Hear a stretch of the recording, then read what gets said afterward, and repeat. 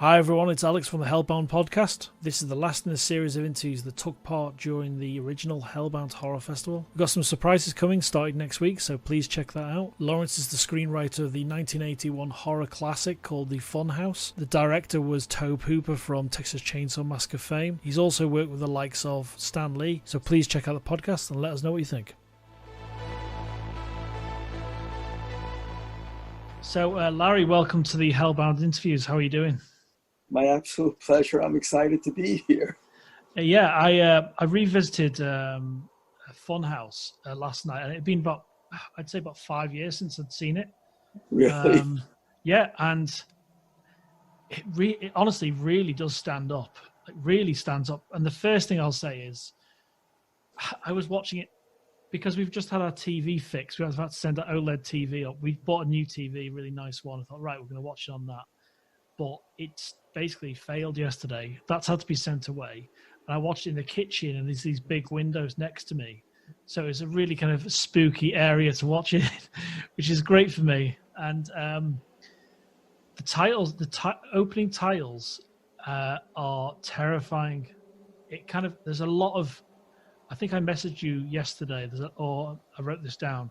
It reminds me a lot of Westworld, not just because of the robots, but tonally, there's something kind of very creepy about the park or the carnival that's kind of unspoken. And I really, really enjoyed it. I will tell you one thing about the titles that nobody really knows, and I'm sure they exist someplace. But originally, when they always were going to do the marionette puppets, and they were trying to get them to match up, like the producer looked like a producer and the writer obviously had a pen and quill in hand. But when the titles popped on in red, they originally had blood dripping from the red down, and they made a decision to take it out. To this day I don't understand, because it was so cool. I was so excited when I saw that. Yeah. It's kind of a shame sometimes, and I think it really did work though, and I'm just going to refer. I'm not going to look down too often in my notes, but I've got. Okay, go ahead. One of the best compliments I can give you in Tobe Hooper, director, is that the kids, or the high school kids, aren't annoying. For me, when they're in that car together, they could have quite easily been just started to annoy the hell out of me, because we've all seen it in films where they're just really dumb kids, but they're getting on, and they feel like a real group of friends. I know there's something I've skipped in terms of the little mask being put on looking around the room, but the kids aren't annoying. That's exactly what I found straight away.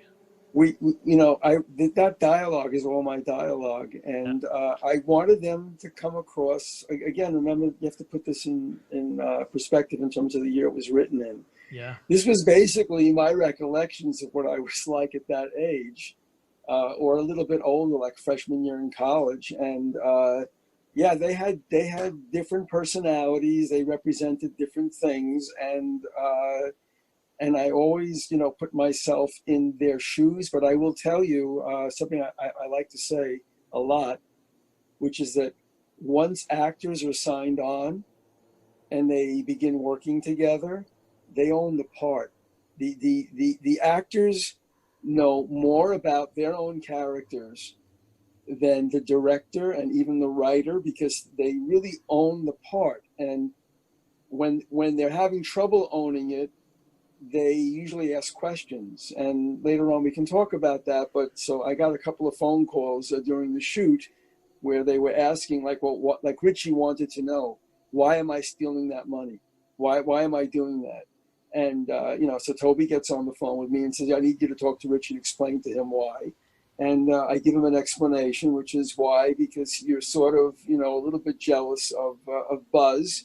And he's the big shot of the group, and he's the macho guy of the group, and you're doing this basically to show off and to up yourself in terms of that group. So that's the reason why you're doing it, and you're going to split it. You're going to come across as being a hero, which I mean, I would never do it, but I can certainly relate. I can certainly relate to people doing something like that. And but they owned it. They were great. They played really well together. So behind the scenes, was the kind of camaraderie? Because you hear about stories of younger actors, having a nice bond on set if things are going well. Would you say that's a fair point? I was only on set. I was on set for pre-production. I was there like for 10 days of pre-production, and then they wanted to get me off the set. Why? Because we had an issue on the film. Tobe understood the movie, obviously, because I worked with him after he got interested in the script. And, but one of the producers in particular basically didn't like the script, didn't like the movie. And that is a disaster. Yeah. So I felt really bad that after, I spent 10 days with Tobe. I was with Mort Rabinowitz, the set designer who had done Warriors, believe it or not. I'm sorry. I got it wrong. No, Mort Rabinowitz was the set designer who did They Shoot Horses, Don't They? And Castle Keep, which were all basically one big set movies, if you know, and then Andrew Laszlo, who had done Warriors, and a whole bunch of other things, was the DP, and I love one of the first things. I know obviously there's a lot of first things, but I'm a huge fan of Anamorphic, and it was for a start. It's very efficient, and it feels very lean. There isn't like a shot that's kind of out of kilter with the rest of the film. Like when the little kid's waiting for his sister, and there's a big crane move where he's just about to leave. It all makes so much sense. And I've got to say, right, I don't need to look at that. The sense of reality with that park, or that let's call it carnival, with that carnival, you rarely see that. You feel it's so fake, and the amount of people, the way it's shot, it felt like something you would go and visit. Well, let me tell you, quick background.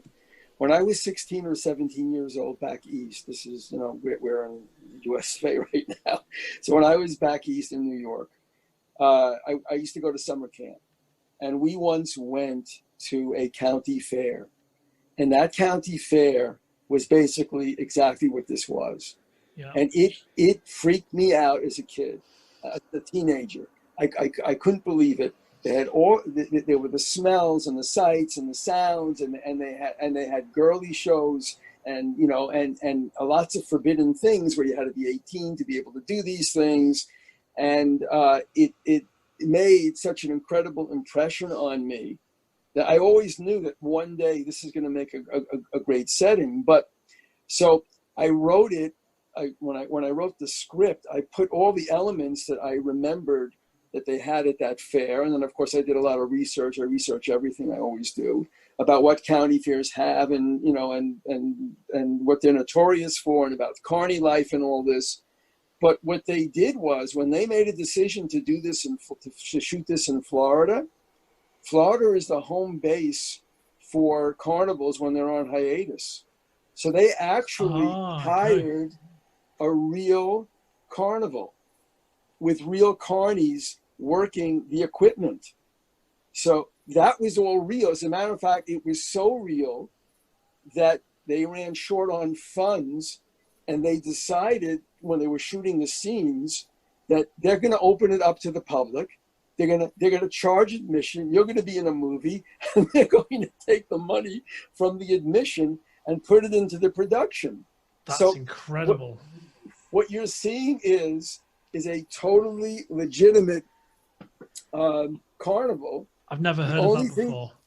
The only thing that's totally different about it is the Funhouse, which was designed very carefully by Mort Rabinowitz, who was a genius. And again, I spent a lot of time with Mort and with the DP. They were asking me like, what were you going for here? What did you want here? And they were like amazing. That's awesome. And I That's was a able great collaboration. No, I was able to explain to them. And Tobe was totally in sync about this because he gravitated toward this from the very beginning. Later on, if you want, I need to set the record straight about how the project actually came about, because there's lots of falsities about it. But we knew exactly what we wanted to do. We knew that this was basically this was like a kind of like fun kind of an environment that was dreamy, and slowly but surely in increments was going to get darker and darker and more surrealistic until you get to the ending where Amy is hysterical and she's hallucinating. She's hallucinating. And there were scenes in there that were never shot of her. You know, there's one in particular where she's being chased. There was like a 8-minute chase she was supposed to have in that movie that was never shot. And that chase was after Buzz was killed, where she's literally being stalked by the monster. And the monster, believe it or not, when his father dies, the Barker dies, imprints on Amy.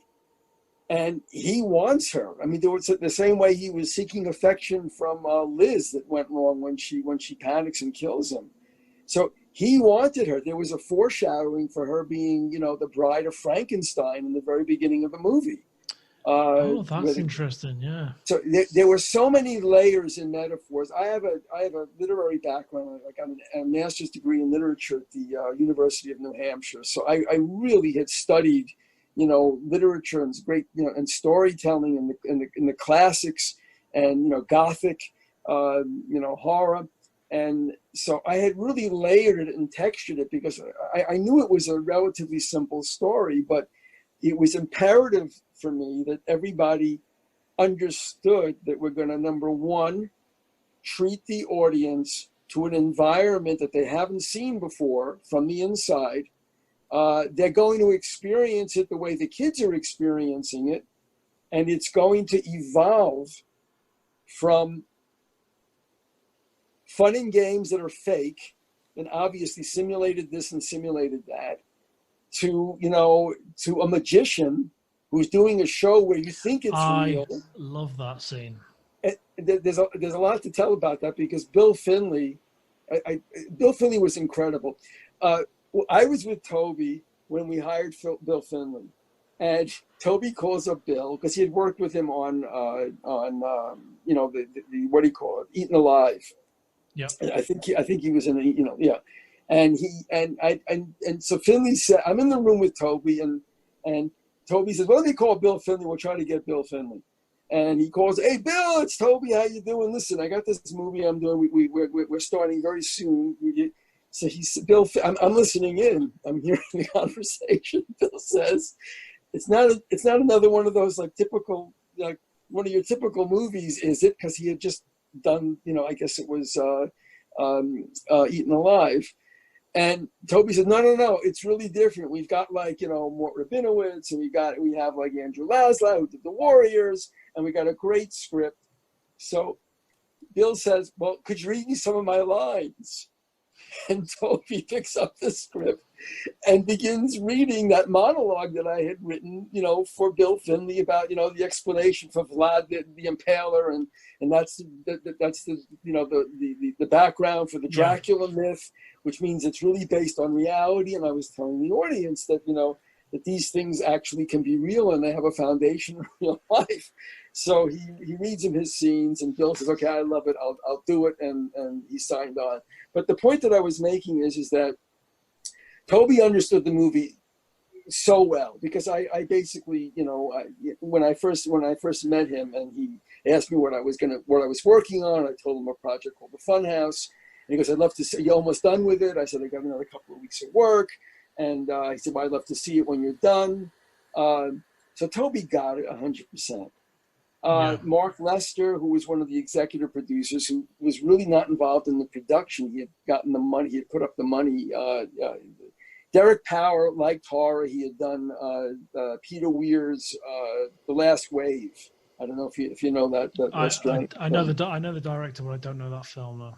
Okay, well, I mean, he was, you know, but this was the producer. This was Derek Power who had produced this.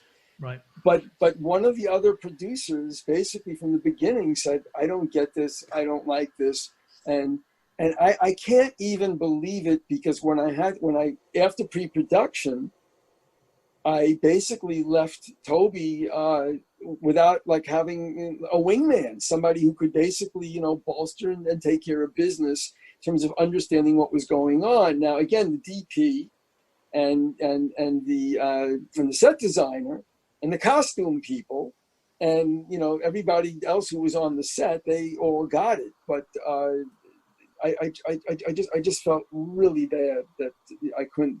And anyway, where were we? They okay. You were talking about the titles and and the actors that, well, it wasn't the actors. It's your script and the direction. The kids weren't annoying, and it's such a welcome relief, because instantly, because we've all seen like 1,000 films, but when we watch these kids go, right, these are going to be annoying. You know, you have this subconscious kind of thought about it, and they weren't just completely normal, getting on with lives. They wasn't really over the top goofy or anything like that.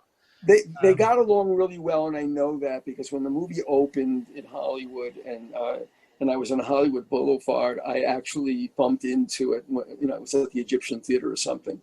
I actually bumped into to Cooper Huckabee and Elizabeth Berridge, and they were together. They were holding hands. They were so excited about the opening of the movie, which was so sweet. And I remember them. You know, one of them getting into I guess they had payphones or something. He said, "Oh, they're you know, I just heard from a friend in Atlanta, and they're like screaming. They're going crazy for this movie in Atlanta. This is when it opened worldwide." Yeah. But yeah, there's a chemistry, and but I wrote them jokes that joke with the duck that hopping up on the hot plate. And Buzz being awkward and making sure that she got the joke, and she said, "I got the joke." Meanwhile, they had all smoked dope before they went in, and that was like funny and different. And there was that line with I don't think they're hitting, I don't think they're getting along so well. And then Richie says, "Of course they're getting along." And then Liz says, "Yeah, well, when you're stoned, everybody, including Charlie Manson, is a great guy." Yeah. But yeah, I wrote the quips and the little back and forth. They did some ad-libbing, but they were great. They were really great. I loved. Sorry, go ahead. By the way, you can look this up. Cooper Huckabee is very proud of the fact that he got the job in Django Unchained, with the Quentin Tarantino movie. Who is he in that?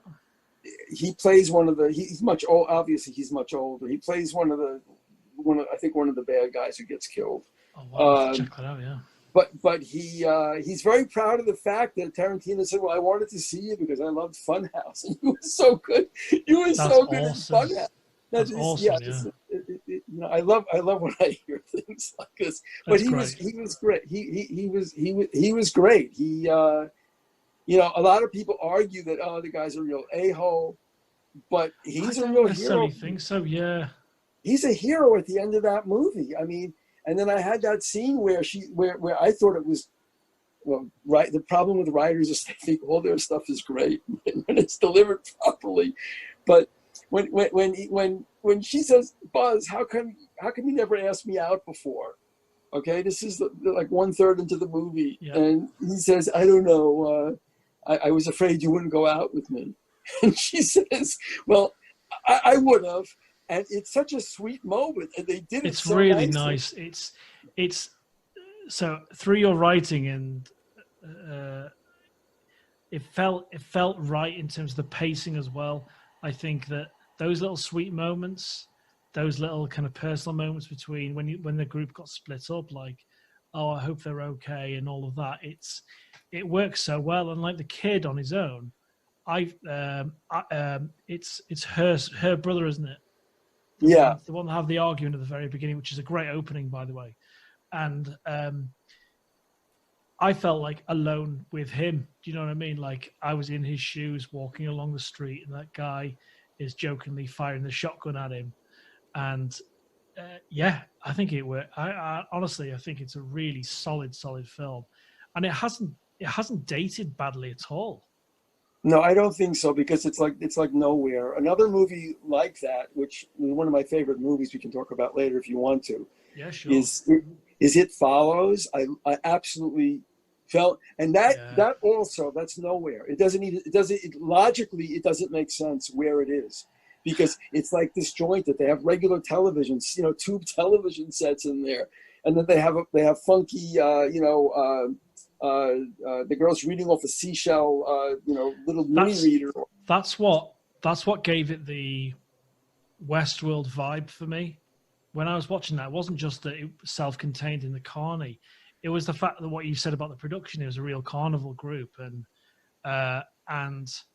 it all works so well. And that's why when they go into the Funhouse, it starts to turn so kind of, because you're like part of the atmosphere of going in, having a candy floss or whatever, and going to that peep show, like carving the hole in the peep show. I thought that was hilarious.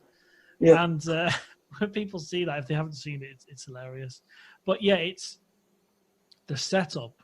It's a fantastic setup, and then it's like obviously turns really dark, and it's quite a heartfelt story for how would you describe it? The son. The monster, so to speak. It reminded me in elements of Frankenstein as well. And I love the little nods to Wolfman and Frankenstein at the very beginning of the film which is a really nice, it flips on its head. If you haven't seen it before, it flips on its head what you think is going to happen. In the house, looking at all the things, in the puppets, right, and all of that. It's a really nice flip.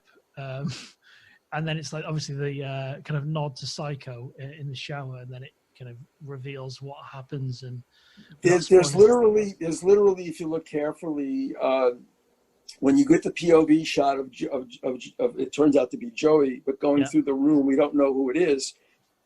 Where he goes over to a clock, which has it's like a ventriloquist dummy face on it. Right. Oh, that's creepy. Really creepy. And it winks. Yeah. And you were telling the audience, what you're seeing right now is a wink, because just hang in there, okay? We're not ripping off Halloween, and we're not ripping off Psycho. We're doing a homage, and like this is it's literally a wink. Exactly, and I think the use of there's the mirror to the head of that dummy. It's like there's no obvious use of a mirror, but there's it just doubles what's in the room, and it is really a creepy opening, but it's great. It's a really great setup. By the way, the opening was entirely reshot. I hate to disappoint you. The footage was lost in Miami. Was it a different opening? No, it was the exact same opening, but the footage was lost. Tobe had moved on to another show, and they had someone else who I'm trying to reconstruct who it actually was. And I haven't been able to do it, but I just haven't been able to. I don't know if I would reveal it if I was able to figure out who did it. Oh, I see. Yeah. But somebody else reshot that opening, and that was done on a closed set at Universal Studios because they lost the footage. There were problems with the Teamsters Union. That's written about, but it's out there in the ether. But the fact that somebody else shot that opening sequence really isn't. Were you happy? Because I want to break this down a little bit. Were you happy how the opening came out? Turned Absolutely. Out? The opening came out beyond my expectations. It looks and feels what it's supposed to look and feel like. I think that it's really well shot. The whole film is really well shot. It's an absolutely gorgeous film. The one thing that people criticize the film for is that it takes too long to get the action going, and I don't agree with that. I thought it was absolutely imperative that the audience experience what it was like to be in this kind of an environment so that when the mask comes off and you see that there's a real monster under that mask, a real monster. I mean, I had it, it was like a troll. Only like recently do I realize how much it actually looks like the Morlocks in Time Machine. Yeah, the original, yeah. I just recently. Oh, that's a good point, yeah. But I will tell you, I wanted the audience to be able to believe, because I had taken them on this arc, and they switched one scene around, which I think hurt that. Which, in other words, they did that's in the cut. What do they swap around? They swapped around the scene where she makes a reference when they go to the freak show, which obviously the freak show is telling you that there are anomalies in this world. She makes a reference to the fact that it's just like what the magicians do. She hadn't seen the magician yet, so the magician was supposed to come first. Yeah, and you were supposed to, as an audience, think, oh, this is all fun and games, and oh my gosh, this is terrible. They just killed this girl. It was an accident.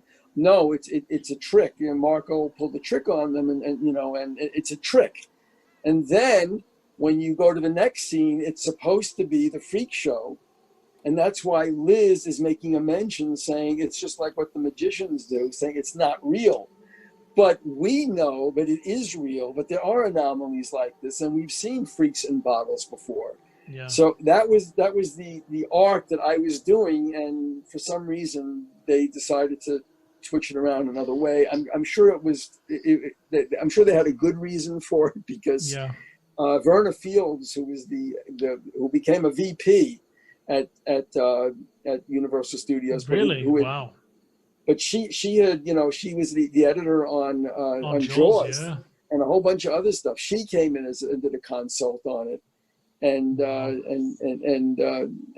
that's what they came up with. But I just felt that delay it as long as you need to delay it for the audience to believe that it's real. Because by the time Madame Xena comes on, and she's like a phony psychic, but then she gets her real vision, and her real vision is these kids are all going to die, which is why the ad lib was get out of here.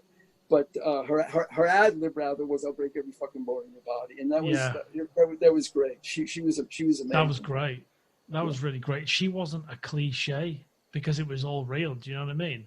So when that crystal ball rolled backwards, I'm like, that's she's real. That was a real moment, and a lot of the other I like how there wasn't a close up of one of the kids reacting to that, making it obvious. Do you know what I mean? It's like really subtly done. I thought, oh, that's interesting. It kind of piqued, or when I watched it originally, it really kind of piqued my interest, that particular point.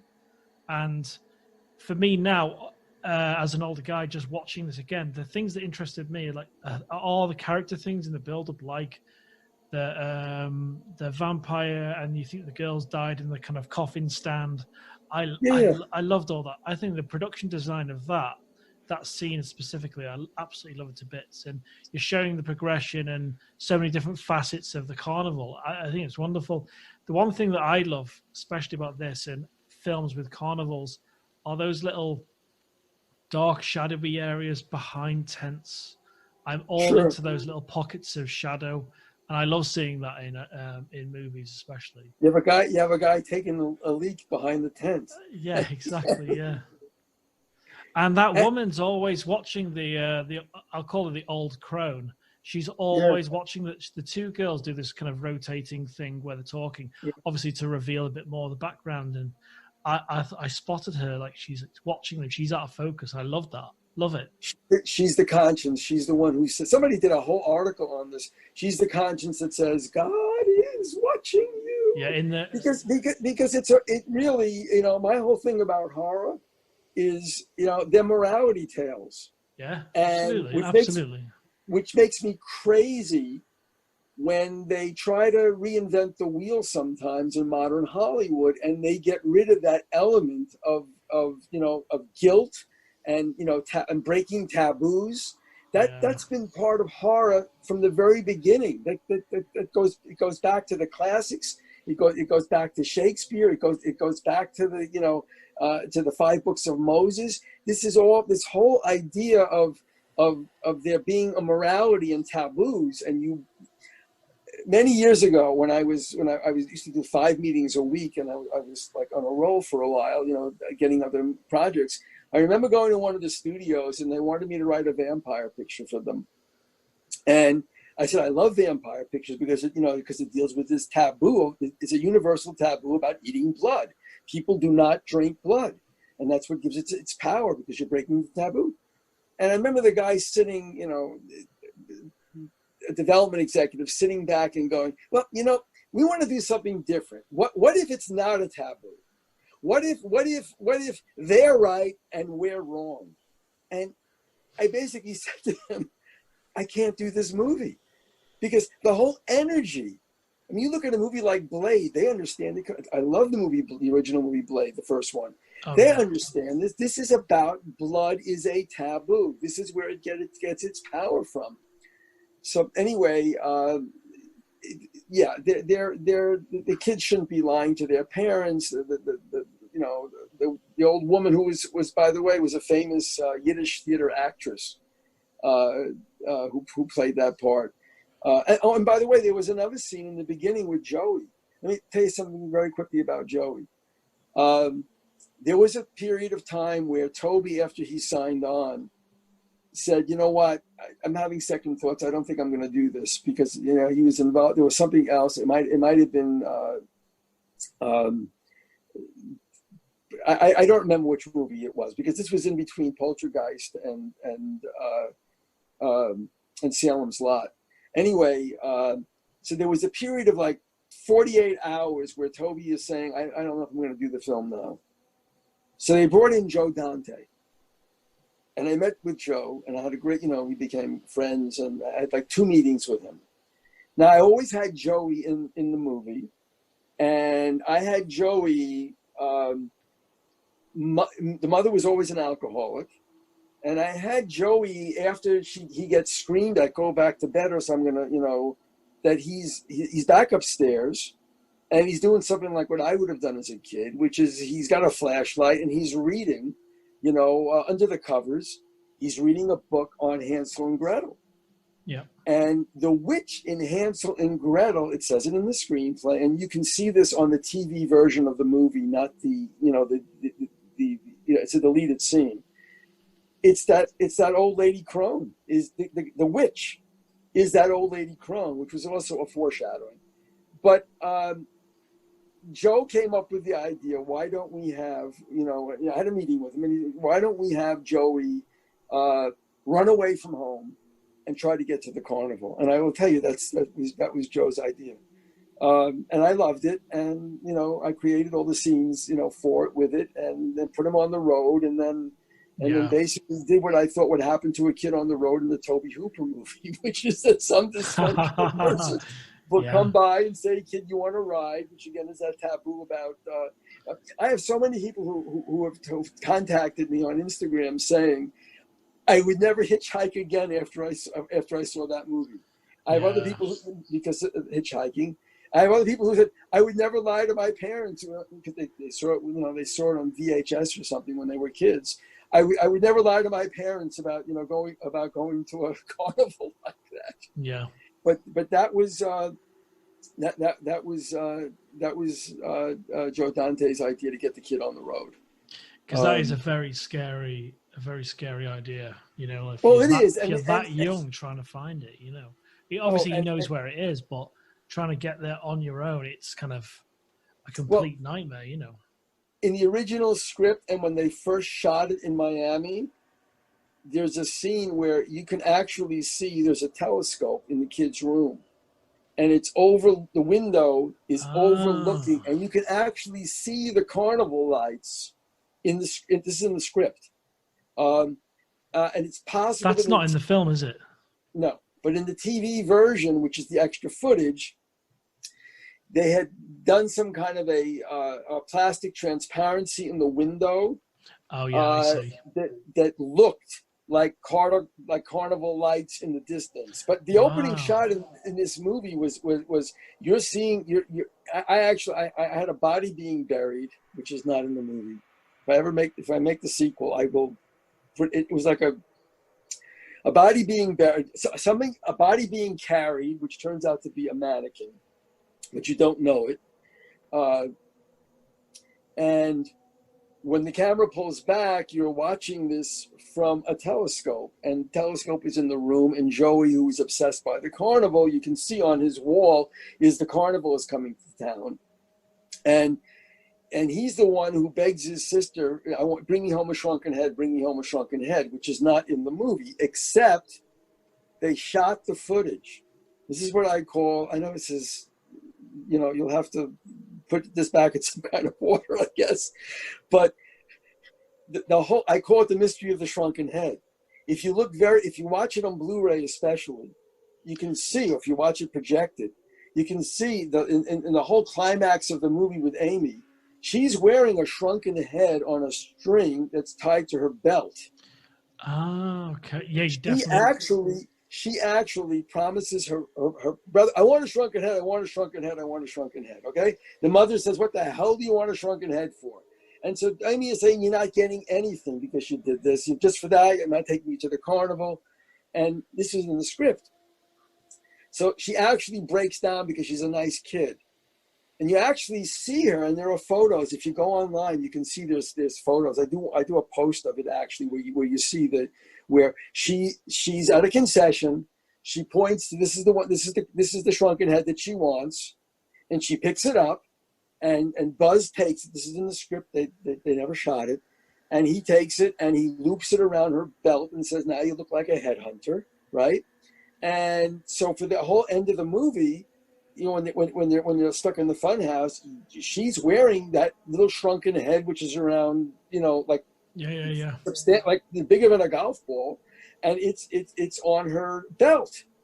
And in the script, at the end of the movie, when they have the final confrontation, the monster swats her. She goes flying backwards.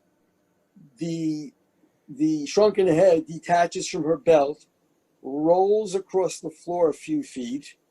The monster sees this, looks at it, picks it up, and he's staring at it, and that's when she whacks him over the head with the crowbar. So ironically, it was supposed to mean that by her softening up and deciding to buy a gift for her stupid brother, okay, it actually winds up saving her life because it gives her the moment to be able to whack the guy over the head. That was... but you do see the shrunken head, but they just had her. They had the skeleton pop up, which distracts him. She whacks him over the head, and then he backs up, and then he winds up, going to the electrical grid that killed, the electrical box that electrocutes him, that allows him to get killed. I think another great scene in that is when the girl falls through. Well, the whole setup of the creature is fantastic. Like walking around, you think it's just someone that's got something wrong, like he's drunk or something like that. But there's something kind of the voyeuristic thing of looking at that scene with the is it the psychic? Is it the same? Is it the same character? Isn't it? That's basically saying, "I want more money to do something with you." Okay, that's the psychic. Yeah. That scene, the voyeuristic nature of that is to watch someone who's deformed or physically deformed like that character, because you don't necessarily something's very wrong with this character. Yes. For someone else to be watching that, I was feeling really effing sorry for that character. You're supposed to. There's a yeah. Richie, when they go to the peep tent, you see the monster walking away from the peep tent. Yeah. And I think it's Buzz who actually articulates and says, I guess even Frankenstein has to get his jollies off. So that's a great. So there's actually a reference. I was the dreamscape in this movie was so carefully choreographed. There was no fluff in it. I really wanted the audience to, and then the audience is guilty of the voyeurism. 2 times. That, they cut a hole in the back of the tent because they don't want to pay money to go in, and besides, you have to be 21 to go see that. Yeah. Which, by the way, sets up the fact that, gee, Buzz has got a switchblade. What's going on? Buzz is a tough guy. He's not. He just doesn't talk about it. He's a tough guy. Yeah. But the voyeurism, I don't know any good horror movie that doesn't have a really healthy dose of voyeurism, including the whole concept behind the horror movie. Yeah. You're watching a horror movie that's doing things that you're not going to do, that you would like to do, that you think about doing. What would happen in this situation? But it's an escape valve for our darkest fantasies and nightmares. So it's filled with voyeurism from the very beginning. Yeah, but I didn't. The biggest compliment I can give yourself and Tobe, yourself mainly, is I didn't hate I believed in these characters. I didn't hate the teenagers. I know I keep going back to that, but throughout the film, I'm like, I love Christine, John Carpenter's Christine, but there's something about the main kid in it. Maybe it's the performance or something like that that's really irritating, but then it could, changes, develops, turns dark towards the end, and that's the point. But in this, I thought it was everyone pretty much stuck together in terms of they liked each other and they reacted to things the same way. It was I thought it was great. And when they think the creature's coming towards them on the Funhouse train and they use the axe, I thought that was hilarious. That was absolutely hilarious, and it's actually their friend. He's already dead, but yes, he is. But people don't even remember that when reviewers talk about it. Yeah, that was one of the most insidious scenes that I wrote, and I'm very proud of it because. Was there ever a point where, in that particular scene, that character was still alive, and then they kill him? No, no, they're not. People think that's the case, just like people make the assumption that the monster takes Liz and rams her head into the fan blades, which he doesn't do. He doesn't. That's too obvious, isn't it? Well, I wouldn't do it. I'm thinking people are going to think he's doing it. I don't like those scenes. They don't look particularly good. And for me, I think what is like I almost like the werewolf claws, and the way he's like striking her. There's something. Oh, you see the hand come up. You see the blood. This was again. There's a film. What's the title of this film? There's a Kate Hudson, Casey Affleck, and Jessica Alba film. Can't remember the title of it. He's a sheriff. Casey Affleck. Yeah. It's got something me. It's one of the most brutal things I've ever seen in the film. The beating. You know exactly what I mean. It's based on a famous novel, by the way. And I think the beating of women in particular, especially on screen, there's something, you just can't get away from that. And I think it was too obvious for the fan. It was a great setup. The location was, they kind of set up for it. It was fantastic. And I loved how she saw him early on when he came around the corner in the pipes. And it wasn't like she saw him last second and then there's a scream. No. It was, it's slow. And she was getting very close to him. And, all the characters are relatively brave as well, I think. And it's great. They're not just screaming. Obviously, there's a lot of screams in it. And there's a lot of likability, I'd say, in the entire film with the characters. But that scene where they're watching him with paying the money, and he...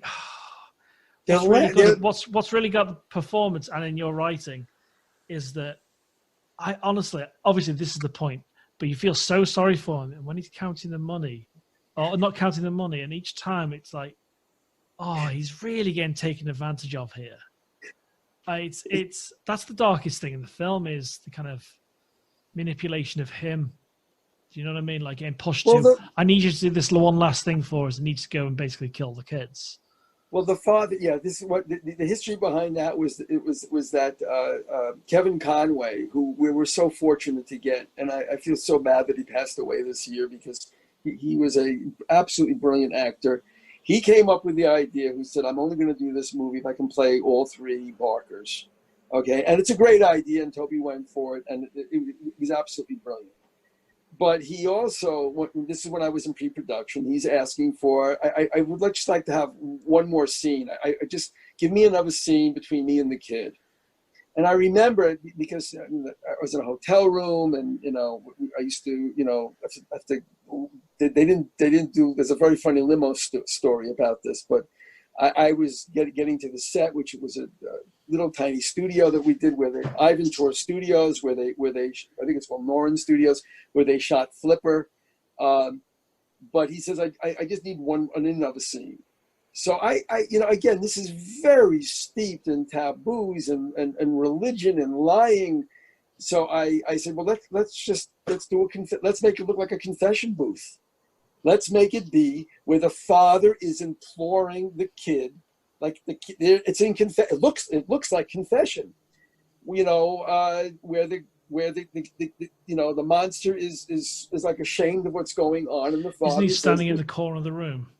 Yeah, but it looks like they even have some icons, you know, in the background there. It's a corn thing or something, like a corn husk doll or something, where he says, just do this one more bad thing. One more bad thing, and then afterwards, and this is like, I think it's my funniest line in the movie because he says it sincerely. He says, and afterwards, I'll take you fishing or anything you want. The idea of it's that kind of family bond of father and son, or whatever. And you just picture them going fishing. It's like the trout's hanging out of the kid's mouth, but. Yeah. It's a highly dysfunctional family. The kid, which is Tobe Hooper stuff. But I have him, you know, saying, and again, I'm so proud of a line where he says, and I don't hate the sound. And it's God is my witness. I'm quoting Gone with the Wind, actually. As God is my witness, you know, I don't hate the sound of your voice. They make up, you know, he makes up because he says, I can't stand the sound of your filthy voice. And he smacks him, earlier in the scene. So again, the whole key to this, and this is what, by the way, parenthetically, why I love Dan O'Bannon's Return of the Living Dead. And I go to a great length in terms of speaking about this. That was great, by the way. We'll talk about that in just a sec. Yeah. Okay. The key to good horror movies, and I think maybe what you liked about these characters, everybody believed in what they were saying and doing. There is no tongue-in-cheek. And when you see tongue-in-cheek in a horror movie, it kills the movie. And one of the tells you can get from this, when people say after a movie is over, that when the cast and the crew say, we had such a good time making this movie, and they show you all these like really funny outtakes where everybody's like laughing and everything. To me, it's you just missed the whole point. Every character believes is total integrity, and I think across the board, any good horror movie, no matter how outrageous the character is, he's an outrageous character, Marco the Magnificent.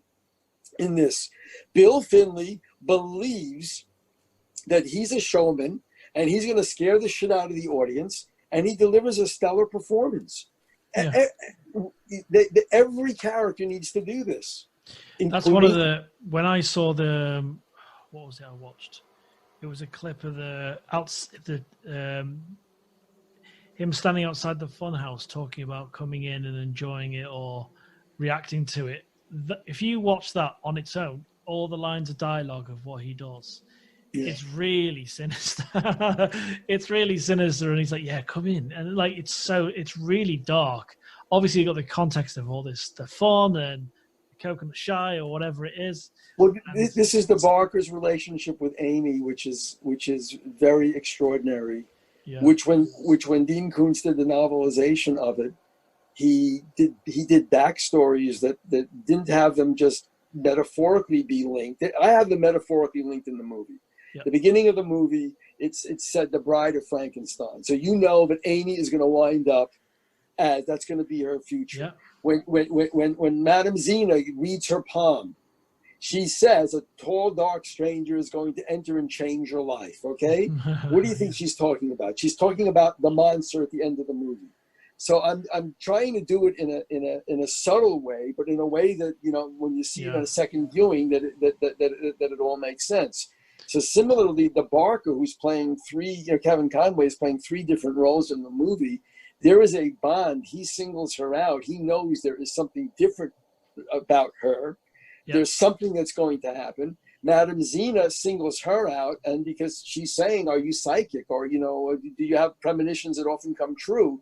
So it's all taken very seriously. And by the way, to me, one of the funniest scenes in the movie is the juxtaposition of that very intense scene where the kids are laughing in the background, and Richie grabs like his wallet, and he has to jam it in his mouth to stop from laughing. Yeah. Which that is great. You know, which is what happens. Kids laugh inappropriately after they've gotten stoned, and they can't control themselves. And who came up with the design for the monster? This is really interesting because Rick Baker was first signed on to do it. Rick Baker designed it. I described the monster as being troll-like, with glowing eyes. He had a movement that was very strange, like he could creep up on you very, very quickly. I only thought about it recently when I did an interview, that what Tobe wanted to do, because we spoke about this, you know, one-on-one, he wanted to figure out a way that the thing could be moving slow and fast at the same time. And we got Wayne Dober to do it. He does great. But I think the thing that Tobe wanted was in the action sequences, what they did in 28 Days Later, where they do that, like that crazy motion, where and that hadn't been invented yet. But he was described as being troll-like, with white hair and like a split face that resembles, you know, the split cow, which is in the movie, and that there was a fetus in a bottle that also had a split face, which so they dubbed Gunther the cowman. But that's what I wanted. I wanted him to be very troll-like, and I also wanted him to be, at the end of the movie, he's tracking Amy down by smell, which is, to me, is horrific. It's like an animal, you know, more like an animal sniffing somebody out, because he had sort of like imprinted on her. By the way, just very quickly, there was a huge chase scene that was supposed to take around 8 minutes after Buzz is killed, of Amy being stalked by the monster, Gunther. And he's following her as she's running. Now, he doesn't really want to kill her.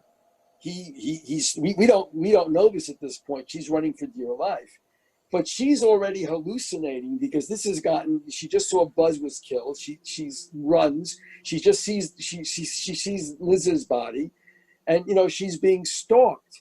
And I wanted to, at that point, really like on acid, where just imagine the Funhouse, all those figures. Now you're on acid, where there's like starting to move and all this stuff, and I had her in the script at one point running headlong into one of the ceramic figures, and it falls over and cracks open. And there's the remains of a human being in that, which means that some of these figures that are in the Funhouse actually were plastered over human beings, because they had done this before. He makes references to, you know, what in Memphis, you know, with those little. And again, there was an earlier scene. That's quite early on, that reference, isn't it? The which? The reference to something happening to kids at a carnival. They mention it very on in the beginning of the movie. The parents say, "We don't want you going because something happened when it went through the previous town." So you're all set up for it being a real cautionary tale. But I had an earlier scene where you actually see a body, which you think is a body. You think it's a mannequin being buried, and it's actually there's the remains of a person in this. So that when this was all over, if you went through that funhouse, you were going to find a lot of bodies, which were basically used in this fashion. By the way, I also had it where he doesn't die at the end; he resurrects at the end of the movie. And the way I did it was, I mean, you can see it. It's obvious from the script. She stumbles out of the funhouse. Now people say, well, how'd she get out? Why didn't she get out earlier? Well, because the whole place disintegrates and falls apart when the chains go crazy at the end at the bottom. You see timbers like coming down, and that's how she's able to get out. But I had a scene inserted in between her getting out and wandering around, and you can see Marco the Magnificent and his daughter Carmela are actually there, and you can see the geek, who like grabs onto her clothing, and you can see God is watching you, lady. She's there too. I had an actual scene where then you go back into the funhouse, and all of a sudden you hear like a creaking, and a chain snaps, and it releases the monster, who, even though he had all these wounds on him, starts coming back to life.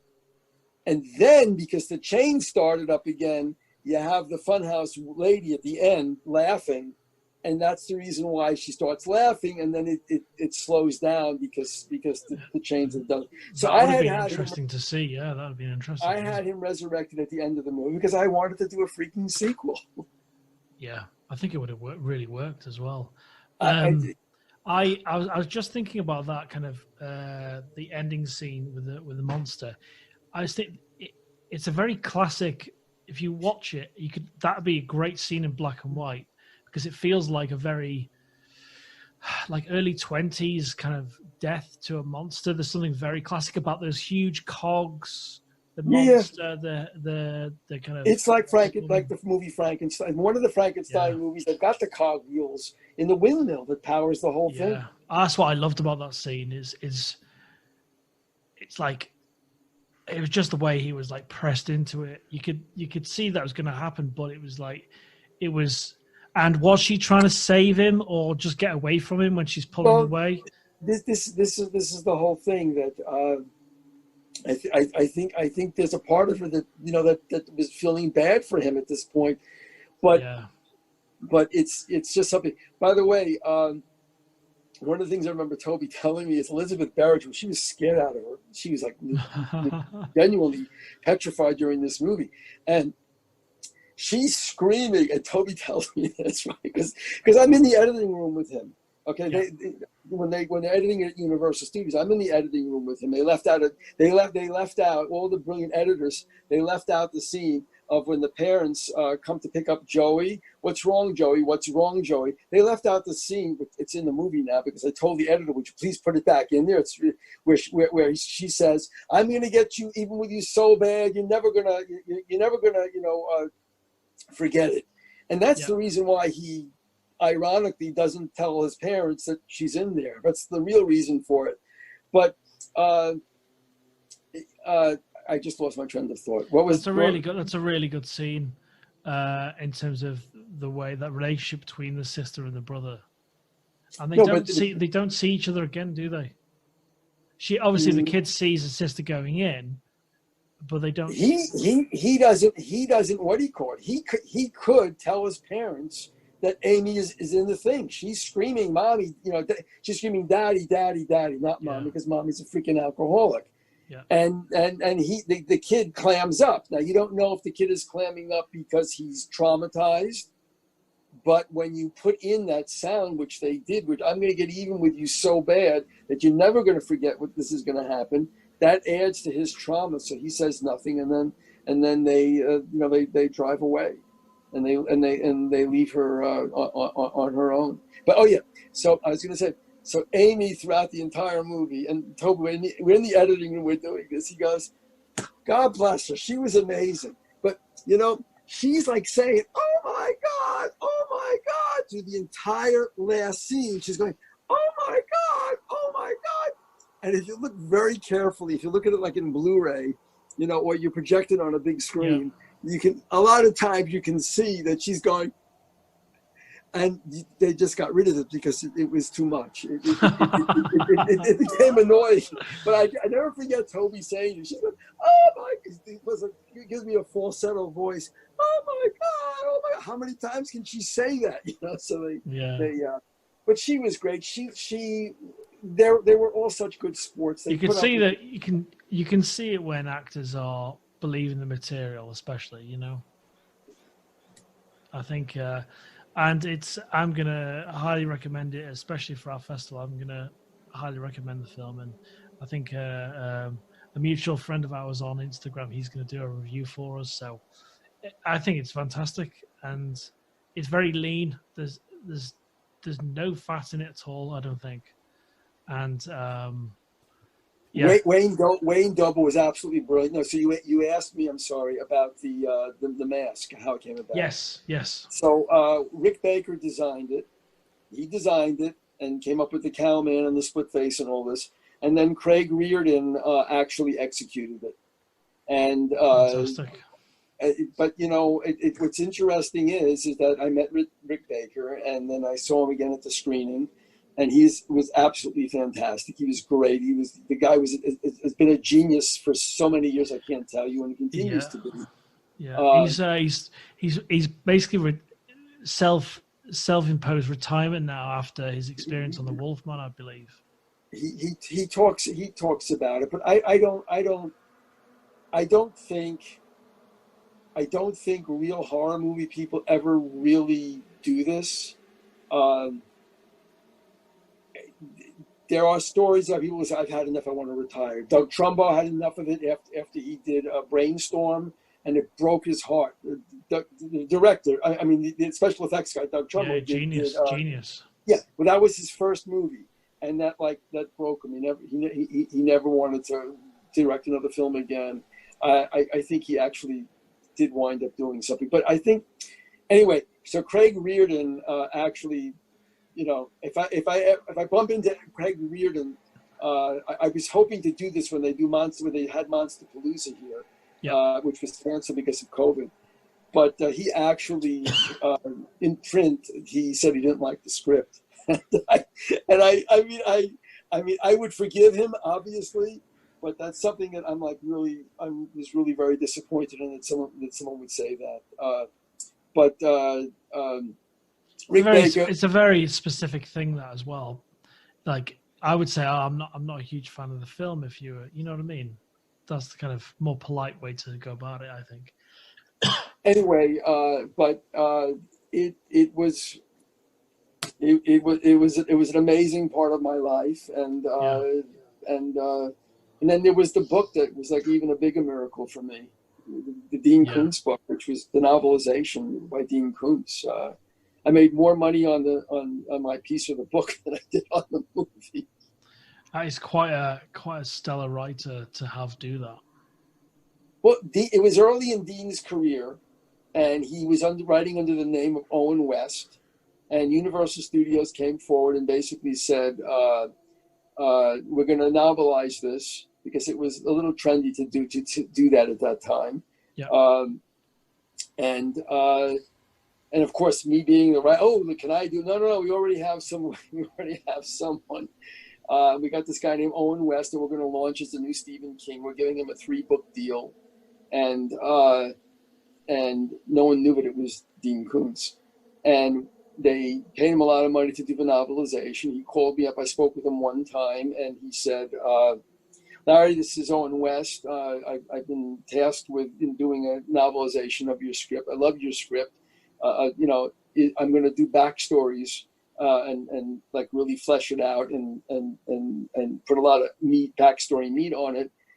Is there anything you want to tell me that that's not in the script?" And my response was, no, the script kind of like speaks for itself. Good luck to you. And that was it. He came up with all these background stories and the mother being a little bit like in Carrie and being, a devout holy roller Christian who was a screwball, and then the backstory of the Barker getting even with.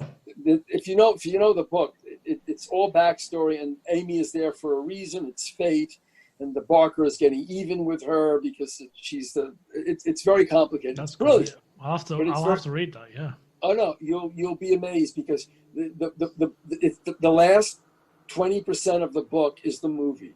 The first 80% is all backstory. That's great. I love that setup. That's great.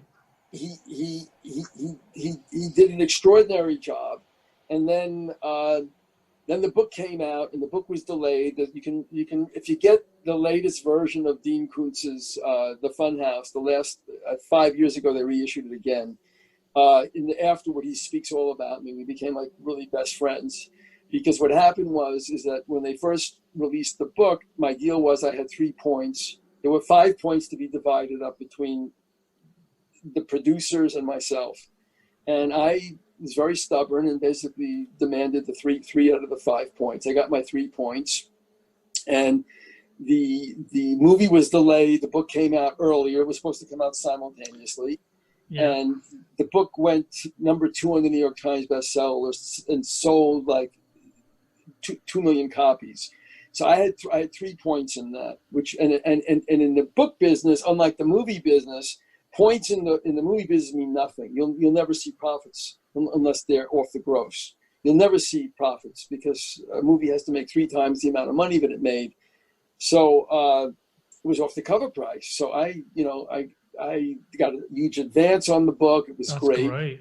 And then years later, like 10 years later, Dean announces himself as Owen West. It turns out is Dean Koontz, who had already was an established brand of being as big as Stephen King. So then you had another huge peak. They had to come to me and they had to say, okay, well, those points don't exist anymore because it's a republication. So we can give you maybe a half a point or 1 point. And I this was like, to me, is a miracle. But what is this difference between I'm supposed to get 3 and they're offering me a half or 1? So I call up Dean's agent, who I'd spoken to. I didn't even know the agent. Yeah. And said, listen, this is Larry Block. Could you just do me a favor and have Dean give me a call? I only spoke to him once when he was Owen West, and I didn't think he'd call me back. And he calls me back within like 2 hours, and he goes, let's go. Hey, Larry, how you doing? What's going on? And I'm thinking to myself, my gosh, you've become so famous. And I goes, well, Universal's republishing the book. He goes, yeah, that's right. I says, and well, they're telling me they can give me a half a point or 1 point. He goes, no. I'm not letting them do this to you. They are ripping you off so badly. You listen, the complete number of 3 points don't exist anymore, but you should be able to get 2.5 points, and I'm going to tell you how to do it. Here's what you're going to do. I'm giving you a half a point out of my pocket. I couldn't believe it. It was basically like handing me $30,000, $40,000. Yeah. I couldn't believe it. He says, you're going to go to Mace Neufeld, the producer, and you're going to tell Mace that, you know what, he's got to cough up a half a point. Because you just hang tough. I don't care how you do it, hang tough. And then you're going to have the hardest deal of all, which is with Universal Publishing, the Jove Books. They're going to threaten you. They're going to tell you they're not going to release the book, which is what they did. They said, we won't release the book. You're being too selfish. You're being too greedy. You don't deserve it. You didn't do anything. And but you're going to hang tough. And he goes, and get yourself a lawyer and just hang tough. And every time you feel weak, give me a call and I'll give you a pep talk to get you through this. So that's incredible. That's incredible to be there as that pep talk as well. I couldn't believe it. This guy was like a guardian angel sent by God. I'm being 100% serious. Yeah. And so as it played out, Universal, it's the book division. It's not the movie division. It's the book division. Yeah. Is threatening me and telling me you will never work in this town again. We're not giving you that half a point. The dean is telling me they will because otherwise they don't have a right to publish the book and it's already ready for publication. So just hang tough. I hang tough. They give me the 2.5 points. They're really pissed off at me. I think Universal is upset with me as well. And I get my first check. And I was broke at the time. I get my first check for the advance on Dean Koontz's. My name is not on the cover. It's under the copyright because they wanted to sell more books, and that's legitimate. That they would sell more books if it said, that's understandable, yeah. And my first check was $119,000, and it just blew my mind. I couldn't believe it, and it was great. We became very close friends. I've worked on several projects with him. I set him up at one place with a deal at one of the Star Studio. I had rights to a whole bunch of his books over the years. The guy trusts me. He's like a brother to me, and I love the guy. We speak frequently. It's great That's having great. him as having him as a. And if you get the last republication of the Funhouse, which is probably 5 years ago, in the afterward, he talks very complimentary about me, about being his half Jewish brother in Los Angeles, because we have lots of religious debates, and it's very fascinating. Yeah, absolutely. He's like That's great. He's a very what I call a very high IQ Catholic. Like Graham Greene was a very high IQ Catholic, and I love reading Graham Greene.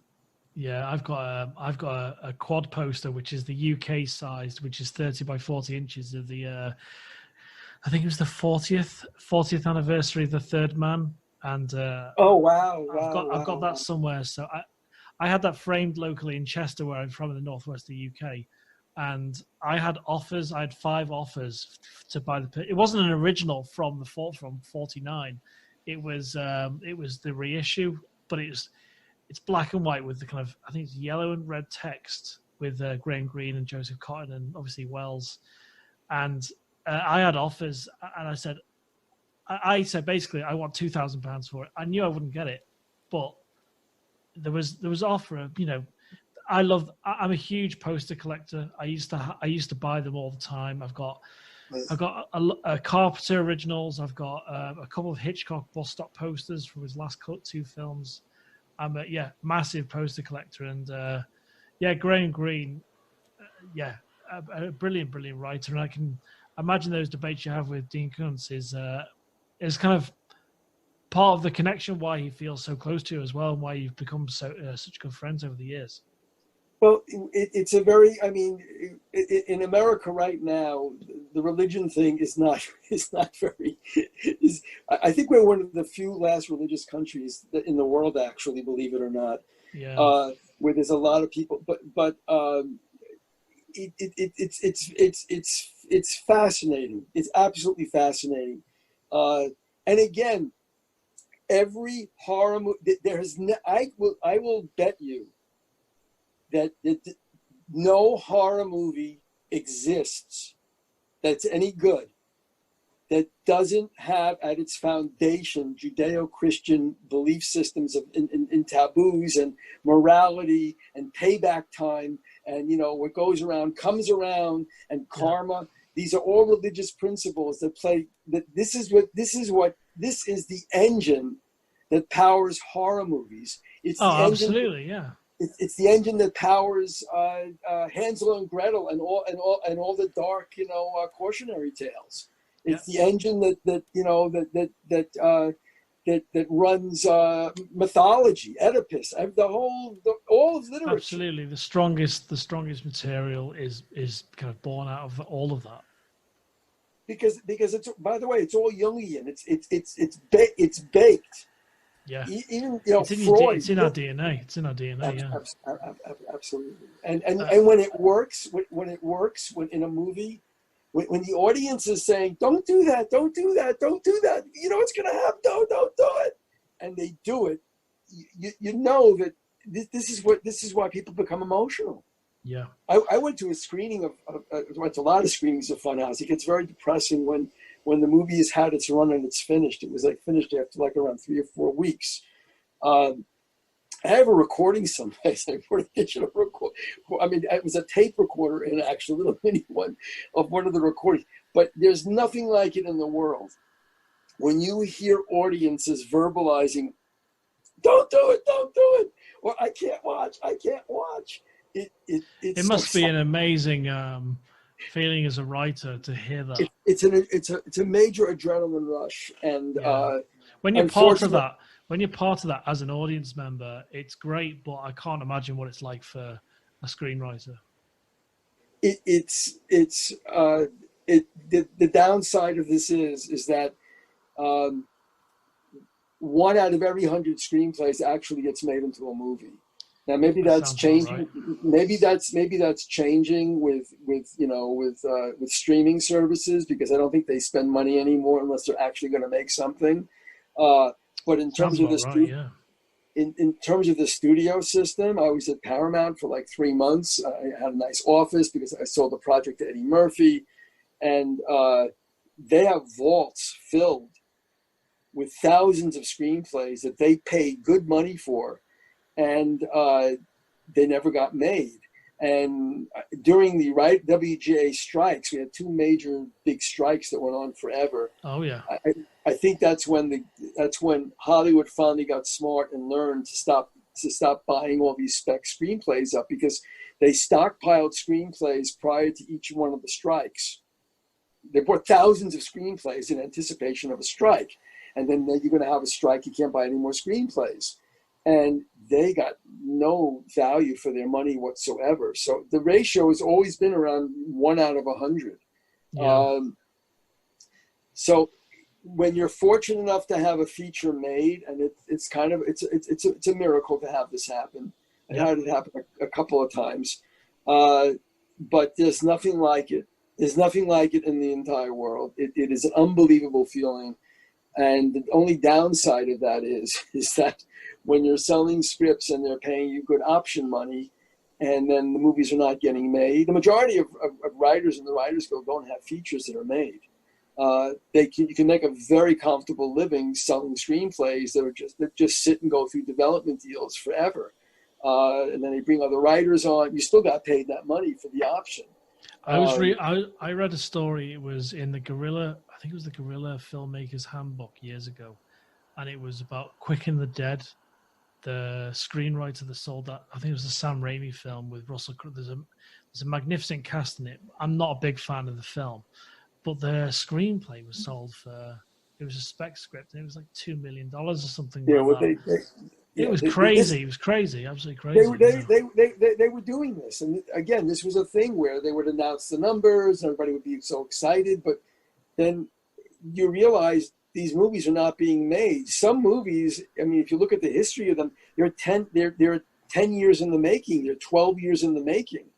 And then there's some book. It's a great book about the great movies that were never made, and it lists a whole bunch of them. And yet some of them actually, since that book was published, actually did get made. But it's fascinating, and it's the one downside of being a screenwriter, as opposed to being like a novelist or a short story writer or a poet even, because what you learn there when you're a novelist,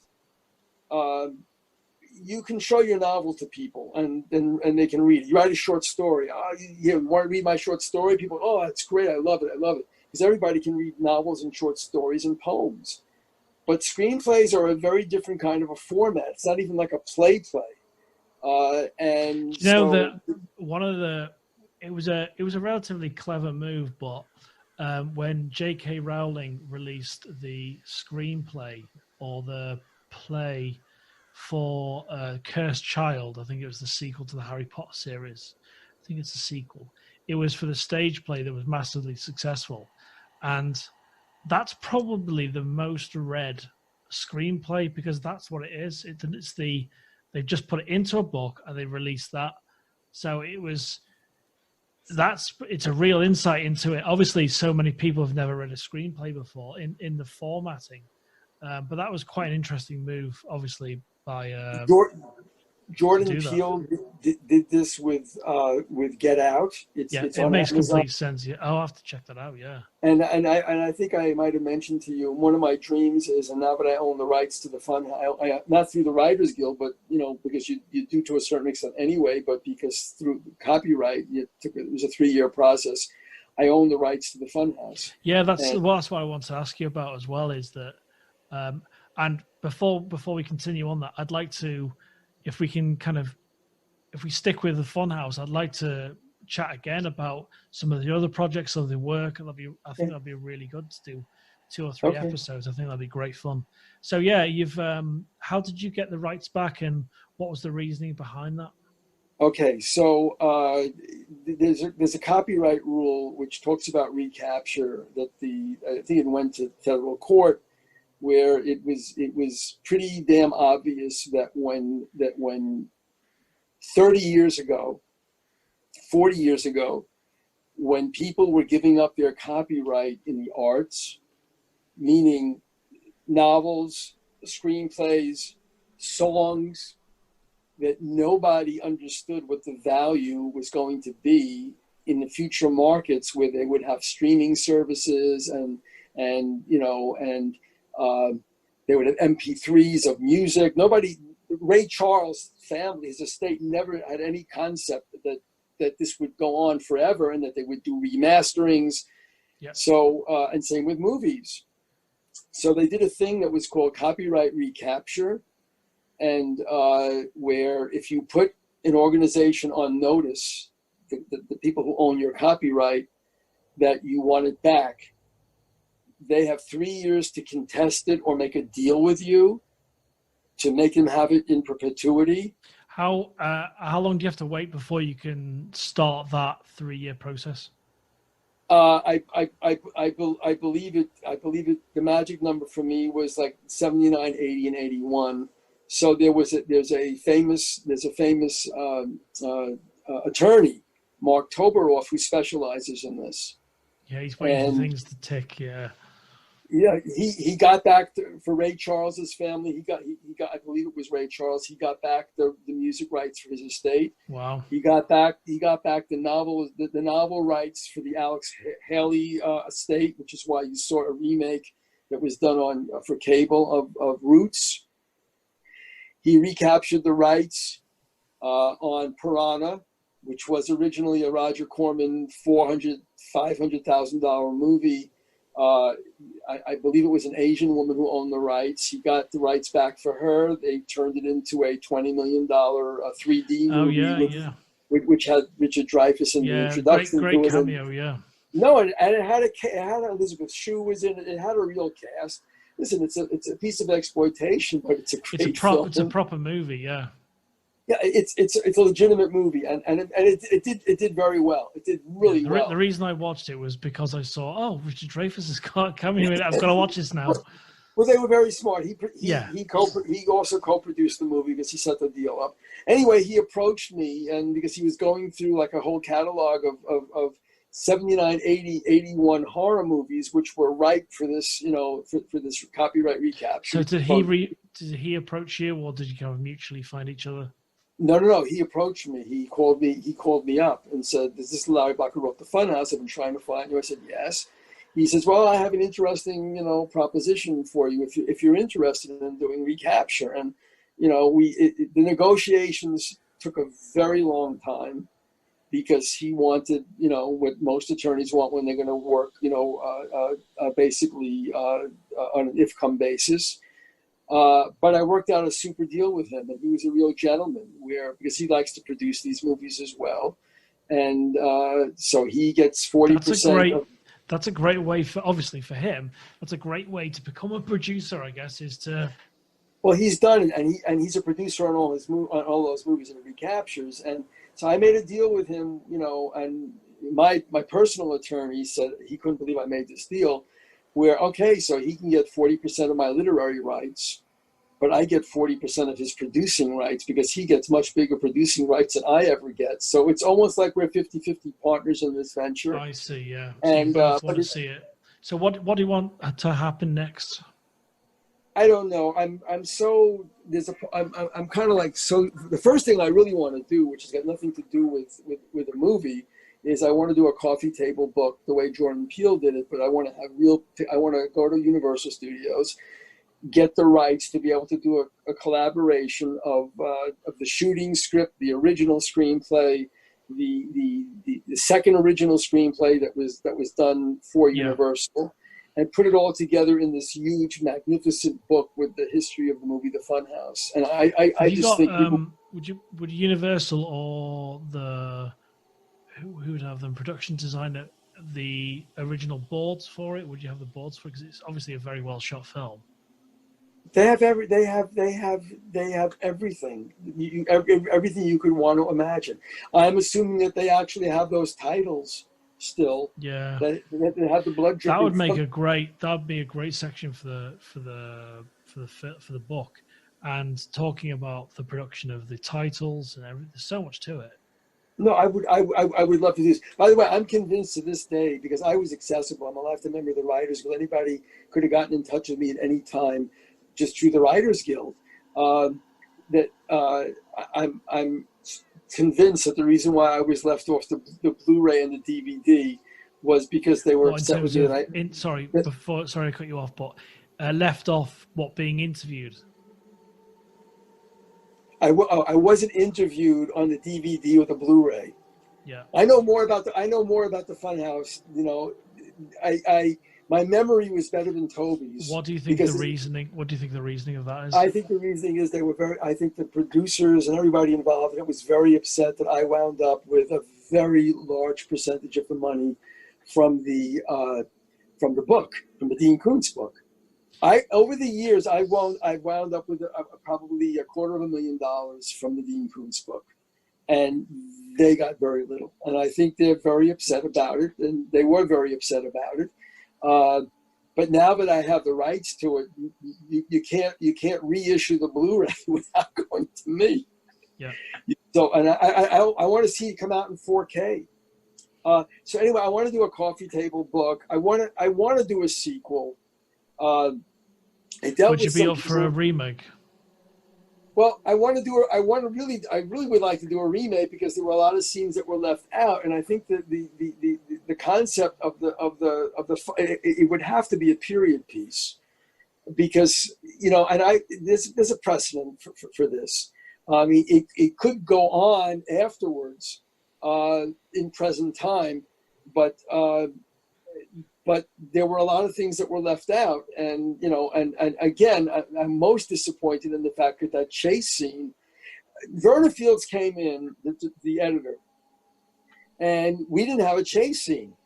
So it gives you the illusion of a chase scene. If you saw the movie where she's like running, and all the mannequins are like popping up, and the lights are flashing, and you see the gorilla going like swiping like this, and they gave the illusion of a chase scene, but it's not a real chase scene where she's really running more than 25 feet to get to the room where Liz's body is, before she falls down.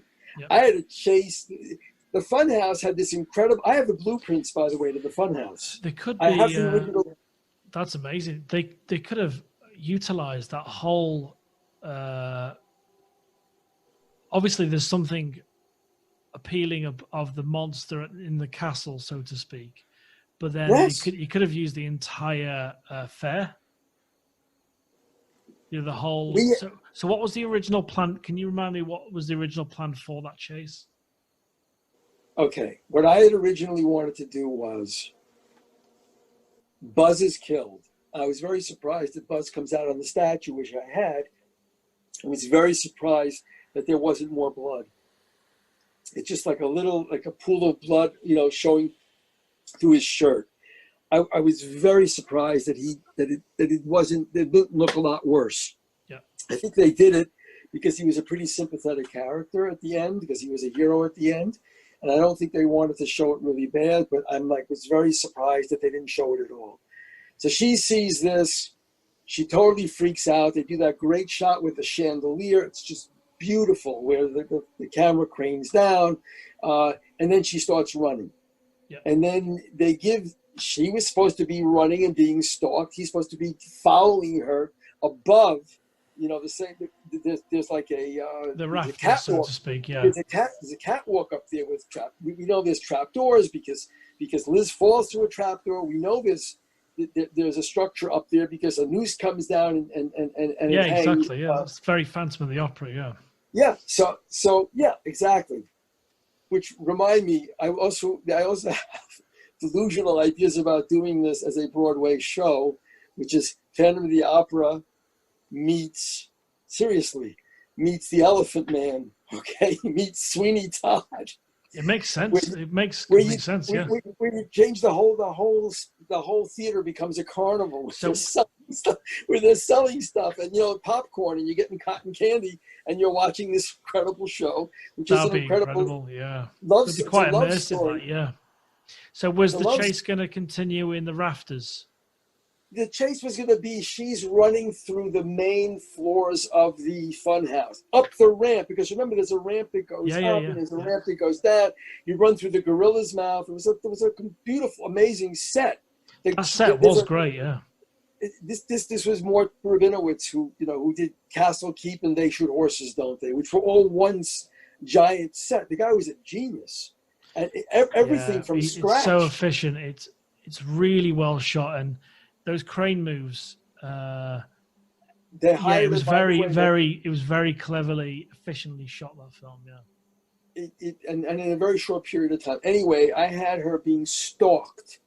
Yeah. Like a regular movie where you're being stalked through the woods, otherwise, but you're being stalked through the Funhouse. Yeah. And she's running in and out, and then while this is going on, she actually runs head on into one of the mannequins. Oh, you mentioned that before, yeah. And there's a body, cracks open. Because we're surreal at this time. It's like she's on acid, and I would have it actually like crack apart, like in stop motion almost, where she would see this, and then she takes off again, and the thing is getting closer and closer, and he's sniffing her out, and it's absolutely horrific. Until she winds up in the room where Liz is. Yeah.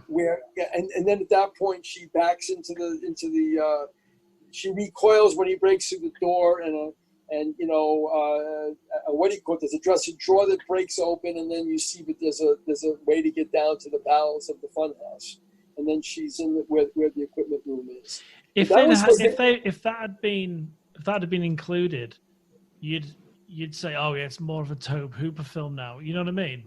Well, you know what it was supposed to look like? Because I was a big fan. It was supposed to look like the end scene in Suspiria, where she's running for her life through this like maze to get out, and things are exploding all around. I love that scene. I love that movie, by the way. Great movie, yeah. What a beautiful looking movie. Speaking about colors. Anyway, it was supposed to go on forever, and they did a great job of giving you the illusion of that chase. Yeah. But they didn't have that, and they didn't have the thing which would have taken it to a whole other level of, you realize that half of these mannequins have people under them. It becomes so much more insidious. Exactly, yeah. That would have been a great reveal as well. So I would do that. So I would like to do that. I mean, you could do this as a self-contained, very long first act, which takes place then. Yeah. Okay. And then jump 10, 20 years, later. And I mean, there were so many possibilities. And then, of course, there was a possibility of doing a sequel just instead, or then there was doing it as a series, which would be so much fun.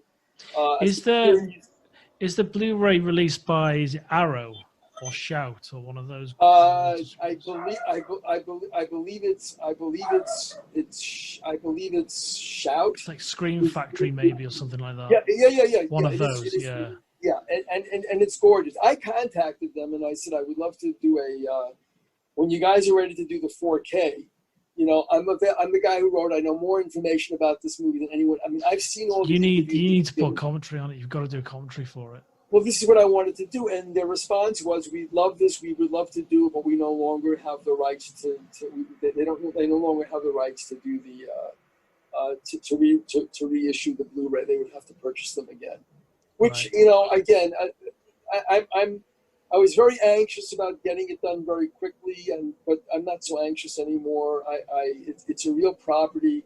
It's something to be very proud of, and I understand. As we spoke briefly yesterday to set this up, it's something that if it's done, you want it done right, and you want to be involved. And I can totally understand that. Oh no, and and what happens in Hollywood is you just get this thing about, oh, you're sure that you want to really be the one that writes it or works on the story for it, and that's the insanity of Hollywood. I learned a very valuable lesson from Dean Koontz. He told me a story. He was at one of the major studios. I'm not going to name the studio. They invited him in for a meeting. They were going to make a whole bunch of movies, Dean Koontz movies, and they brought him in and they had a development meeting. And he tells me, so we're in the meeting, and we're talking about the book and how I would do the adaptation, because he's a screenwriter. He got credits. I mean, his first movie that was made was basically Julie Christie and the robot falls in love with her in the Smart House. You have to know this movie. She's raped by the Smart House in this movie. It's a very famous movie. You can look it up. It's not Barbara Hershey. No. That's the one with the ghost rape. Oh my God, I'm going to say this line. That Barbara, I can't remember the title of the film. It's "Welcome Home, Cunt" on the end. It's the last line of the movie. It's one of the most horrific things I've heard in a film. It's just so dark, Anyway, so he's in a meeting and he's talking about the adaptation, and one of the development executives is there, and the president of the studio is there, and Dean says, "Well, I would do this," and then one of the development executives says, "Well, no, this is totally wrong. This is wrong. What you really need to do is you need to do this." Now, they're talking to Dean Koontz. He had written 20 horror books at that time that were all best-selling books. And do me a favor, don't have the audacity to basically say you're doing it wrong. What are you like, kidding me? What happens in Hollywood is after you're 40 years old, they really don't want to hear anything that comes out of your mouth, and it's very, very sad, because in the world of novels, good novelists write up until their 80s, and 80 years old, they're still writing great novels. I'm for the Hellbound Horror Festival, which we're going to kind of launch this interview on. We're one of our judges, Ramsey Campbell. He's been writing for 60 years, 59 and a half years, something like that. He writes every single day, and he gets up at 6 a.m. And to dismiss someone because of age, it's completely ludicrous. If the content's there, the writing's there, and the ideas are there, then have at it. I just think I find it very. Anyway, this is my baby, and again, there's a lot of stuff that's in the. There are several drafts of the screenplay, including the original one, which got. Which, by the way, I got it directed at Tobe Hooper myself. Let me just, if you have time, just very quickly. Here's the real story. And I've seen interviews that Tobe gave in his last years where he has absolutely forgotten the real story. He knew the real story at one time because he was there, he was part of it. But the real story is there was a company called Levy Gardner Lavin Productions who had done a lot of TV, Big Valley series that ran a really long time. The Rifleman, they had done one horror movie called It Challenges the World, which was a black and white horror movie, which if you're a real fan of 50s horror movies, you would know it. It's called The Creature or the Monster That Challenged the World. Anyway, I was pitching I came in for a pitch meeting to meet with Arthur Gardner, who was a supporter of me and a friend of mine. And I'm waiting in the waiting room to go in, and Arthur comes out with one of his partners, Jules Levy, and says, "Oh, hi, Larry. Just give us a minute. This is Tobe Hooper. We just met with him. Why don't you guys chat for a minute and say hello, and then we're going to make some notes, and then we'll call you in for the meeting." So I had like around 10, 15 minutes with Tobe, and he's charming, Texas accent. So how you all doing there? What you up to? What are you working on? And I tell him I've got this project called the Funhouse, and I'm what's it about? Well, it's about this traveling carnival that comes to town, and there are these kids, and they're not supposed to go. And he goes, "It sounds fantastic. I love traveling carnivals. When do you think you're going to have it done?" And I said, "I have a couple of weeks of work on it, and then it'll be done. It took me a long time to come up with the idea of doing it. I wanted to do a haunted house story, and then I realized through the development process that the best haunted house in the world would actually be, the creepiest one would be a traveling carnival, which is really a haunted house on wheels that travels from town to town and can get away with things. So he says, well, I'd love to see it. Here's my number. And he scribbles his number down. He gives it to me. And he says, when you're done, please give me a call, and I would love to see it. So then we say goodbye, and then I go and I do my meeting, and I'm pitching my story to them. And then afterwards, I'm like real excited because I just met Tobe Hooper, and I knew about Texas Chainsaw Massacre and all this stuff. So I start doing my research, and I watch it a couple of times because I hadn't really actually spent any time on Texas Chainsaw Massacre. And I realized what his sensibilities were, and I immediately make some adjustments.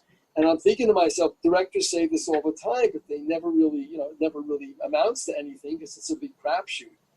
I had been out here like almost a year. I had a couple of development deals, but, for low amount of monies, where they'll commission you to do a story.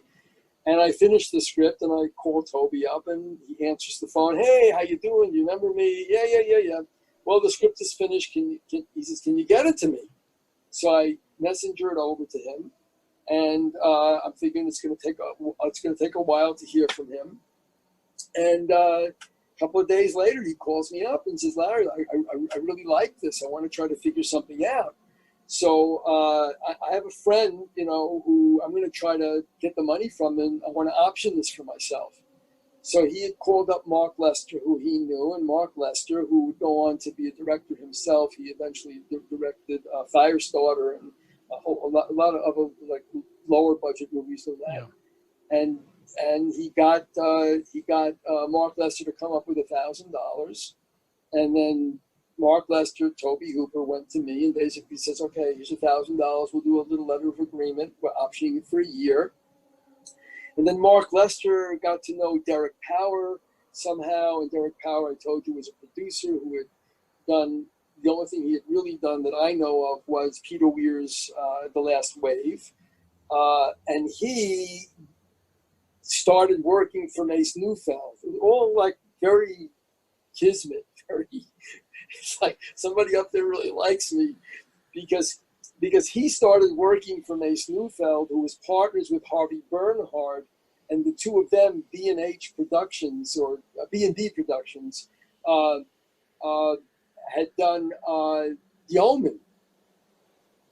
They produced The Omen, all the Omens, and so Derek now became a development executive and a partner with Mace Neufeld. And he brought him the project, which he had optioned through Mark Lester. Mm-hmm. And then Mace Neufeld got involved and said, I like this. Maybe we can set this up as a real feature. Because it was originally going to be very low budget. And he got it to Universal Studios, to Tom Mount. Tom Mount originally said, I love this, we're going to do this. And then a couple of weeks go by, and I'm all excited and all fired up. I'm telling my whole family that we got a movie deal, we got a movie deal at Universal Studios. And then Tom Mount says, you know what, changed my mind. We're not going to do this. They were trying to cash in on Halloween, and I think Friday the 13th was already coming out. And we're not doing this. And of course, I wanted to shoot myself because I told everybody that we're doing it. And Mace convinced Tom Mount to change his mind, and they decided they would do it as a negative pickup for like around $3.5–4 million as a negative pickup, and then we did it. So that's the true story. I mean, it was a spec screenplay that was optioned by Mark Lester for Tobe Hooper, and eventually it wound up at Universal because of who they were involved with. But it was a spec screenplay; it always was. Which is why it was based on my original screenplay that was spec, not a work for hire. Had that been a work for hire, I wouldn't have had any cards in terms of the points. Yeah, I'm just thinking about this now in the book, because because even if I want to do a remake, I'm entitled now to do a novelization of my own screenplay. And if I were to bring Dean Koontz into it, and I could, he did it as a work for hire. So he really, other than just giving me his blessing, he doesn't own that copyright. It's really Universal Studios and myself, and now it's only me because Universal gave up their copyright, literary rights. Wow. So that's the true story about how this came about. And I've seen interviews that make me kind of crazy when it was like, we both came up with the idea together. It's not. It's incredibly frustrating, that. Incredibly frustrating. Well, yeah, but I've been telling the story a lot lately, so yeah. I can understand why, because it's it's your baby in the end, isn't it? It was such a. It was so enlightening for me because I was pretty young. I didn't have kids yet. We were struggling. We had been out here for around a year. And as I said, I wanted to do some kind of a haunted house. I had seen the movie Halloween, and I liked it very much, but I was convinced that the supernatural element was added as an afterthought, because it's really, it's a variation on Psycho. The beginning of that movie is it's a kid. It's a kid who winds up to be a killer who murders his sister, and there was nothing supernatural about that. He was locked up in an insane asylum. And then by the time you get to the end of the movie, it becomes supernatural. He's popping up in places in a way. And then when you get to the very end, when he's shot at and he goes flying through the window and he winds up, the body winds up, it's a bunch of twigs. I believe I was very naive at the time, obviously, but I believe at that time they said, well, wow, let's give it a supernatural ending and we'll be able to, spin off a whole new series on this indestructible supernatural creature. That was in my mind. I never confirmed it, but I'm pretty sure if you look at the movie carefully, it's not there. So I thought I could do better, and I wanted to do some kind of a haunted house movie. I was playing around with ideas. And then I remembered when I was 16 or 17 going to the carnival and being so turned on by it and so rich with colors and atmosphere and craziness and legitimate danger. I had a line in there that they took out where one of the barkers, one of the carnies are really grifters. They're very dangerous people. As a matter of fact, in the last year, there was some murder that happened. I forget what part of in the United States it happened in, but they traced it back to a carny worker. So it's like they're still carny workers and they're still doing this. But I wanted to get into that nightmare. There was a scene in the movie where one of the carny workers says, how come every time when there's an accident on one of the rides and people are killed, the lines double? Okay, the lines double when they reopen it. And then I had the other guy saying offhand to the guy saying, "But ain't you ever read Sigmund Freud?" That's great. I love that. Yeah. Anyway, but it was the whole idea of the danger. People think carnivals are very safe places because it's regulated by the government. They have inspectors that come around. There are accidents that happen all the time in traveling carnivals. There are accidents that happen all the time. So it's the whole atmosphere is fraught. And, it goes back to the movie Freaks, which is a great film, by the way. Oh, it's classic. Anyway, it deals with this whole thing about reality, non-reality, geeks. Are they real? Are they not real? Is it pretend? Is it, is it supernatural? Is it this? And, it's for me, it's kind of like it was the ultimate horror movie that one could tell. Absolutely. Well, Larry, I'm going to wrap it up there. What we'll do is I'll just stop this recording and then I'll do a little wrap up and then we'll just chat about our next. We should definitely do another recording about a lot of other stuff we spoke about yesterday. So, Larry Block, thank you very much. My absolute pleasure. I wish you good luck in everything you're doing. It sounds so exciting and so energizing. And because I will tell you, horror fans are the greatest people in the world. When they're legitimate horror fans, you can tell, because they are willing. They so want to have that jump scare, They so want to have that release of Yeah. of energy that they are also extraordinarily forgiving. When there's something that doesn't work right in a movie, they don't care. They really don't care. They just love the genre. I think it's in their DNA. I think when these kids were growing up, their parents used to like spook them. And so that they have like this combination of fear and love built into them when it comes to horror movies. And it's an amazing escape valve for. Absolutely. That's the reason I started this festival. And where's the best place that people can find you?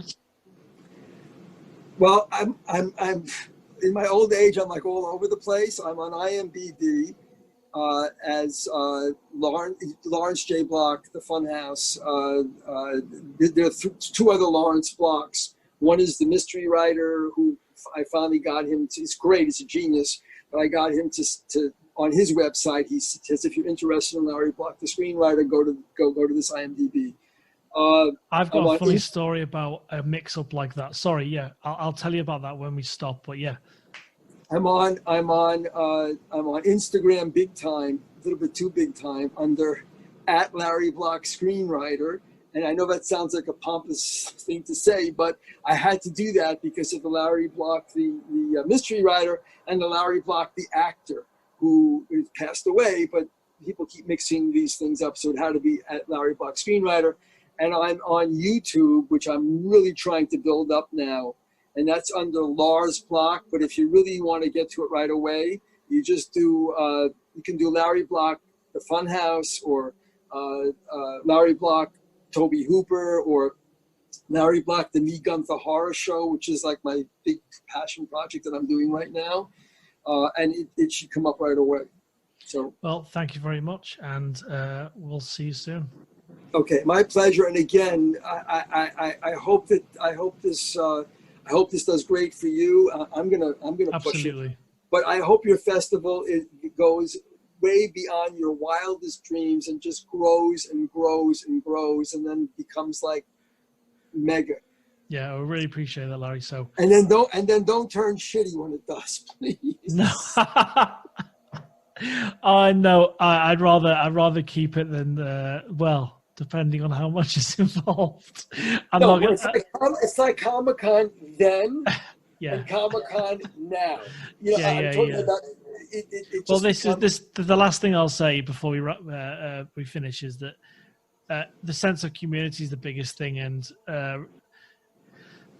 connecting with people like yourself on Instagram and many other our filmmakers. And we've had filmmakers from Turkey, Australia, South America, United States. It's kind of growing on its own. And it's fascinating with the judges we've got involved. We've got an Oscar-nominated BAFTA award winner now as a judge. So it's crazy. And that came about based on, you know who I'm talking about, we mentioned yesterday. It's not officially announced yet.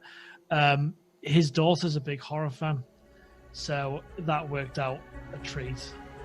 So yeah, they're going to watch the films together. So Larry Block, thank you very much. I'll see you soon. My absolute pleasure.